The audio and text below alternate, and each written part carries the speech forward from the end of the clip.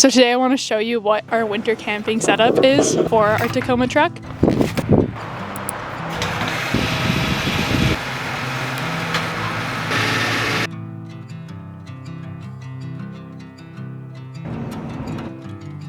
Hi, my name is Danny and I am from the Yukon. I feel like I need to introduce myself and introduce the YouTube channel. I'm actually a full-time creator. My main platform is over on Instagram, but about a year ago I started posting some of my reels over here on YouTube. And I actually got like an amazing amount of support and the channel has grown to about over 70,000 subscribers. Thank you so much for everyone that supported me and has been saying that I should create some YouTube long-form videos.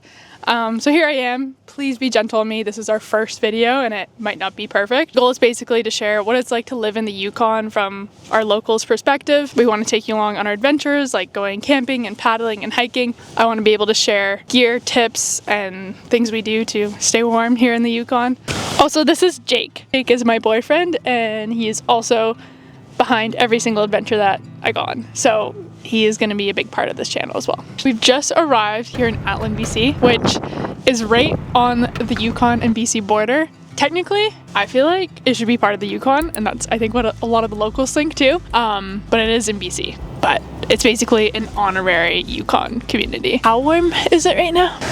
0 degrees outside, which is very, very abnormal for our January. It literally looks like the springtime out right now. I can't believe it's January and we're seeing grass. That is not okay. Normally it should be like -30, -40. It's normally our darkest and coldest month of the year, but this year has been anything but normal. Like last week it was -30 and now it is above 0 and everything's melting, and it even rained a little bit while we were outside. We aren't really able to go backcountry skiing right now. We thought it would be at least a good weekend to just go out and go winter camping somewhere, so that's what we're doing. It's about 3 o'clock and we're gonna start losing light soon, so we're just looking for a place to camp for the night.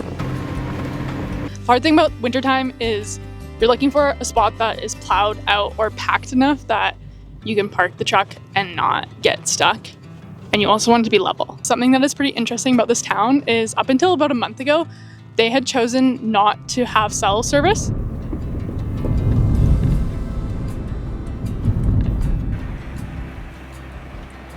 Just tucked ourselves into this little parking spot. We're really quickly losing the light, so we're gonna get everything all set up. Ready to set the heater up? This is what makes it all possible. Got this thing for probably less than 200 bucks on Amazon. It's a Vivor diesel heater, and I put it on this tire mount. Just fits on just like that. Comes with this little LCD screen. I also have it currently set up to hook up to a car battery, so I brought a spare one and just push it underneath the vehicle. After you've put the heater on the tire, put the hose on the heater and then pass this guy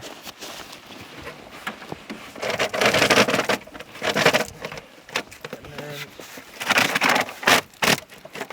up through there, and it just goes on just like that. After I've put the exhaust pipe on, I've made sure it's facing away from the air intake so it doesn't suck up a bunch of carbon monoxide through the night. I take the LCD screen and I throw it in. I guess we need to make our bed first.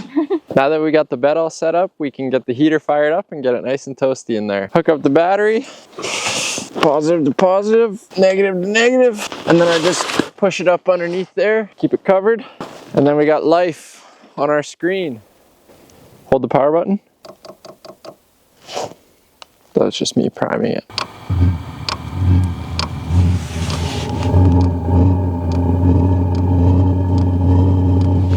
That's the sound of life right there. It usually takes about 5 minutes to really get going. There you go, you can hear it speeding up now. Pump's pushing fuel through. You can feel warm air starting to push through there. A few more minutes and it'll be pumping hot. It gets going. Oh, look at the moon. Once it gets going and it's pushing heat, I usually just let it do its thing and then make sure this cable comes up above and there's a nice little gap that it fits perfectly through. Close it up and let it get nice and hot. Does that work? It works. A little bit more about our setup. So I think we've used this in temperatures up to about minus 15-ish. In colder weather, the batteries have definitely given us issues, so we do want to find a better battery that can work in the cold. But yeah, personally, I really love it, and definitely always recommend still bringing like a sleeping bag that would be warm enough in these conditions, just in case there was something to go wrong with your battery. Be self-sufficient and not rely on technology, because we've both had cars not start when we've gone like camping in minus 40 and stuff like that. But yeah, I love the setup, and as much as I do love tenting or wall tenting in the winter, it is really nice to just pull up and be able to set this up within minutes and be nice and warm at night. Okay, now let's set up a fire because I am so hungry and I really just want to eat some food. Put on fire.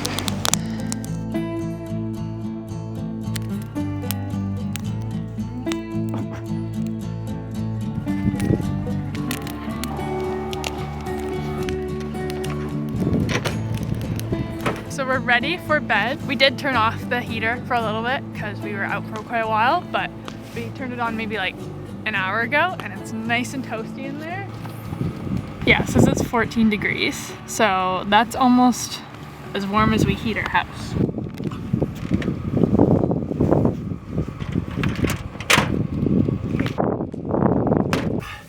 Can't quite sit up. It's a little tight in here, but anything's better than a coffin, really. Okay, how warm is it? 17 degrees. Whoa, that's hot. It's almost too hot. It's probably minus 5 outside. It's 18 degrees Celsius now. Probably have to turn that right down to the first setting and then crack a window because it'll be toasty in here. Good night.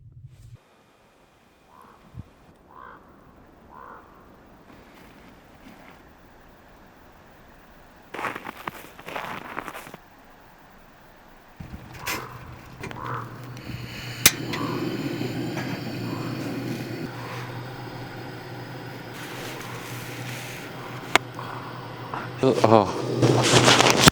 Our sleep was really warm and toasty. We actually had to crack some of the windows just to get like a cool breeze going through. It was definitely about 16, 17, probably even 18 degrees. It's been running for probably close to 14 hours now. We turned it on around 8 p.m. last night, and it's got to be like almost 10 o'clock now. I'm curious how much fuel we burned. Let's take a look.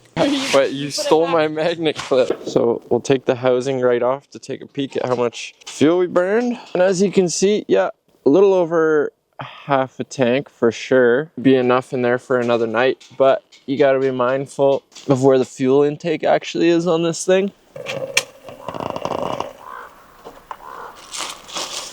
So for breakfast, we're just doing cream cheese and bagels because we are too lazy to clean the dishes that we're cooking with.